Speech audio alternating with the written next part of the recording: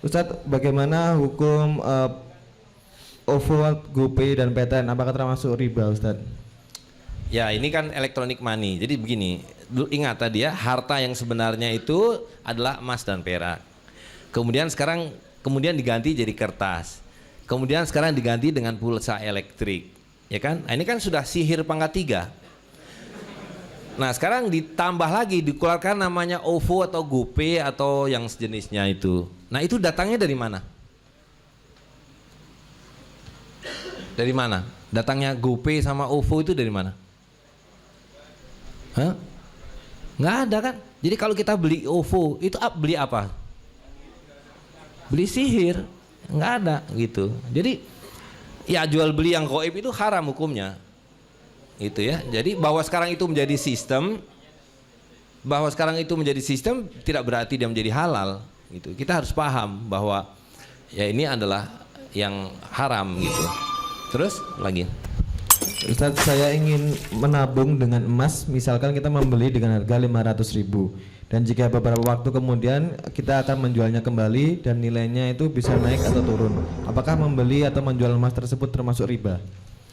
Nah, yang pertama didudukkan itu mindset kita. Emas dan perak adalah uang.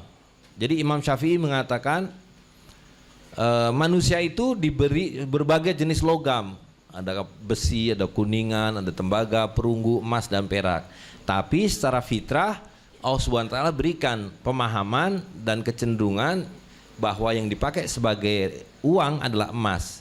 Karena sifat-sifatnya tidak mudah karatan, bisa dibelah-belah, bisa dipertahankan, diterima orang, punya nilai dan sebagainya. Ya, jadi emas dan perak adalah uang. Jadi kita harus berhenti bertanya berapa harga emas itu atau berapa harga dinar itu. Tapi yang harus kita gunakan adalah 1 dinar ini dapat berapa ekor kambing. 1 dinar ini dapat berapa lembar baju. Ya. Jadi itu makna bahwa emas adalah penentu harga semua yang lain. Nah, selama kita bertanya berapa rupiah 1 gram emas, akibatnya tadi itu. Kadang naik, kadang turun.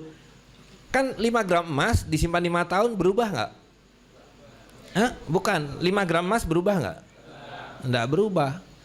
Kita nemu emas dari zaman Mojopahit 5 gram hari ini, sama nggak dengan 5 gram hari ini? Sama, jadi emas tidak pernah berubah. Yang berubah tadi, ilmu sihirnya itu. Ya, ngepetnya kadang 7 keliling, kadang 6 keliling, jadi naik turun. Gitu ya, jadi sekali lagi, begitu sudah menjadi emas, gunakan untuk jual beli, jangan kembali jadi uang kertas.